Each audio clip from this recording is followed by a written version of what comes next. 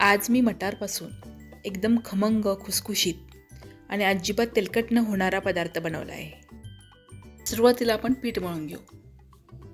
यासाठी मी 1 कप गव्हाचं पीठ आणि 2 चमचे बारीक रवा घेतला आहे। यामध्ये चवीनुसार मीठ आणि छोटा पाव चमचा साखर घातली। साखर घातल्यामुळे वरचं जे कवर आहे त्याला खूप छान रंग येतो। आता यामध्ये मोठे 3 चमचे कडकडीत तेलाचं मोहन घातलं। तेलाचं मोहन एवढं असलं पाहिजे की आपण जर पीठ मुठीत धरून घट्ट आवळलं तर त्याचा गोळा तयार झाला पाहिजे। आता हे तेल सगळ्या पिठाला अगदी चोळून व्यवस्थित लावून घेतलं आणि थोडं थोडं पाणी घेऊन हे पीठ एकदम घट्टसर मळून घेतलं।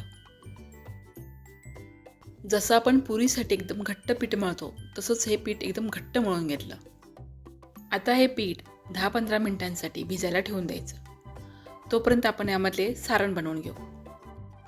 सारणासाठी एक वाटण बनवून घ्यायचं आहे। त्यासाठी 4 हिरवी मिरची, 8 ते 10 लसूण पाकळ्या, 1 ते 1.5 इंच आलं, 1 छोटा चमचा जिरं, 1 छोटा चमचा बडीशेप आणि छोटा अर्धा चमचा ओवा घेतला।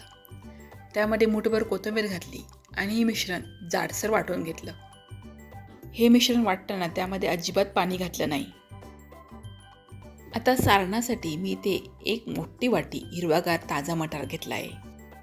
आता हा मटारही आपल्याला मिक्सरमधून जाडसर वाटून घ्यायचा आहे। मटार मिक्सरमधून बारीक करताना मिक्सर एकसारखा चालू ठेवायचा नाही। मिक्सर थोडा वेळ चालू बंद करायचा, म्हणजे मटार जाडसर वाटला जातो, नाहीतर त्याचे एकदम बारीक पेस्ट तयार होईल। आता एका कढईमध्ये 2 चमचे तेल घेतलं। तेल चांगलं गरम झाल्यावर त्यामध्ये जे आपण हिरव्या मिरचीचं वाटण बनवून घेतलं होतं ते वाटण घातलं आणि त्या मंद गॅसवर 2 ते 3 मिनिटांसाठी हे वाटण परतून घ्यायचं आहे।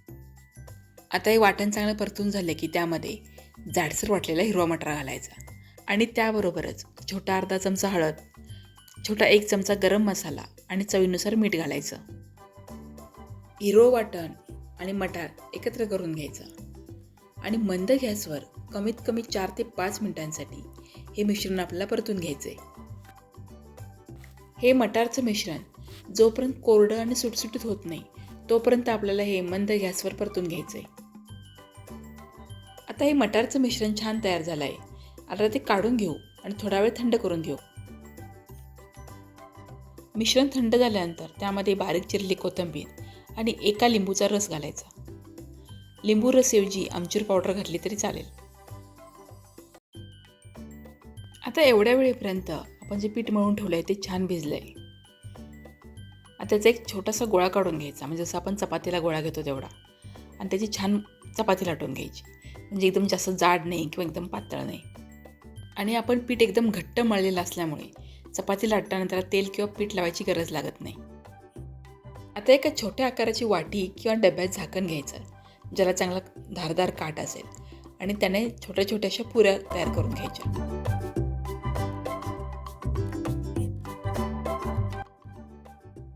आता पुरीमध्ये आपल्याला हे सारण भरून घ्यायचं आहे। जेवढं शक्य होईल तेवढं सारण यामध्ये भरून घ्यायचं। जवळजवळ मी 1.5 चमचा सारण यामध्ये भरलं आहे। सारण भरल्यानंतर पुरीचे दोन्ही बाजूचे काठ असे एकत्र करून घ्यायचे आणि अगदी हळूवारपणे ते मध्ये जोडायचे, म्हणजे पुरीला चारी बाजूला 4 पाकळ्या तयार होतील आणि चौकोनी आकार येईल। सगळ्या बाजूचे काठ आणि मधला भाग चांगला दाबून घ्यायचा, ज्यामुळे तेलात सोडल्यानंतर त्यामधलं सारण बाहेर येणार नाही। मी अजून एक बनवून दाखवते। तसं पाहिलं तर हे बनवायला खूपच सोपं आहे। तुम्ही पहिल्या प्रयत्नातच हे बनवू शकता। आता मी गॅसवर कढईमध्ये तेल गरम करायला ठेवलं आहे आणि तेल गरम होईपर्यंत मी बाकीचे सगळे बनवून घेणार आहे।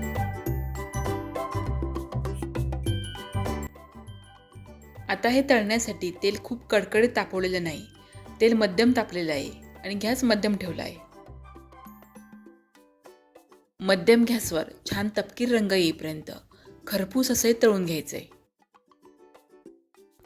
आमच्या घरी याला मटारचे मोदक असं नाव दिलं आहे आणि हे मटारचे मोदक 2 दिवस खूप छान टिकतात, अजिबात मऊ होत नाहीत।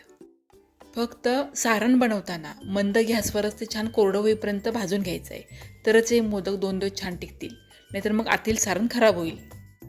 नेहमी मटारचे तेच पदार्थ खाऊन कंटाळा आला असेल तर हे मटारचे मोदक नक्की बनवून पहा आणि तुम्हाला कसे वाटले मला कमेंट करून सांगा. व्हिडिओ आवडला असेल तर लाईक आणि शेअर करा. चॅनलवर नवीन असाल तर सबस्क्राईब करा. धन्यवाद.